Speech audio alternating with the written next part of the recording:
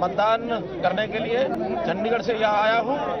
पहले प्रातःकाल पंचकुला से और करनाल तक लगभग 2 घंटे जन शताब्दी की यात्रा करके मैं यहाँ पहुँचा हूँ।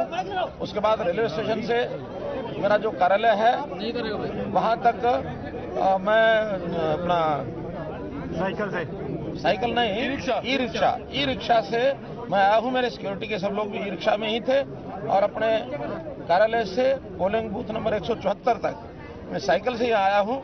बहुत से बंधुओं का प्रश्न ये था कि ये क्यों किया है। कोई भी महत्वपूर्ण अवसर होता है उस पर कोई ना कोई संदेश अवश्य देना चाहिए। इसलिए आज इस माध्यम से, चाहे वो ई रिक्शा है चाहे साइकिल है, मैं हरियाणा की जनता को एक संदेश देना चाहता हूं कि हम लोगों को पर्यावरण की तरफ भी ध्यान करना चाहिए, पर्यावरण के लिए सजग रहना चाहिए, पर्यावरण बचाना चाहिए। भले ही एक सांकेतिक ये विषय होता है, लेकिन इसका एक मैसेज इसलिए देना चाहता हूं कि जहां तक संभव हो हम प्रदूषण को रोकें, पर्यावरण की चिंता करें, पर्यावरण को सुरक्षित रखें, ताकि हमारे आने वाली पीढ़ियां भी इसका सर प्रदेश में कैसी रिपोर्ट आ रही है? चुनाव शांतिपूर्ण चल रहा है? अभी तक चुनाव आयोग की ही जो रिपोर्ट है वही रिपोर्ट्स आपके पास हैं, वही मेरे पास है। हर जगह जो वोटिंग हो रही है, अच्छी वोटिंग शुरू हो गई है और अपलोड लगातार की जा रही है। मैंने कुछ विधानसभाओं पर यहाँ तक भी जानकारी ली है तो 9 बजे तक 15% की वोटिंग भी हो गई थी।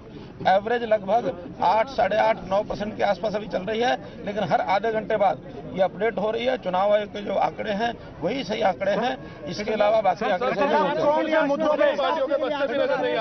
कौन से मुद्दों पे इलेक्शन लड़ रहे हैं आप? कौन से मुद्दे हैं जो आपको वापस लेके आएंगे? कई प्रश्न एक साथ आ गए। पहली बात तो कि जैसे करनाल में हम देख रहे हैं कि बहुत बूथों पर केवल भारतीय जनता पार्टी के ही बस्ते हैं, बाकी किसी पार्टी के, किसी इंडिपेंडेंट कैंडिडेट के बस्ते भी नहीं हैं। इसमें से एक बात तो स्पष्ट है कि करनाल में, और मैं तो यहाँ तक कहता हूँ करनाल के अलावा पूरे हरियाणा में कांग्रेस अन्य सब पार्टियां हारी हुई बाजी को खेल रहे हैं और वो मैदान छोड़ चुके हैं। और मैं आश्वस्त हूं कि हमारा जो टारगेट है वो निश्चित रूप से पूरा होगा।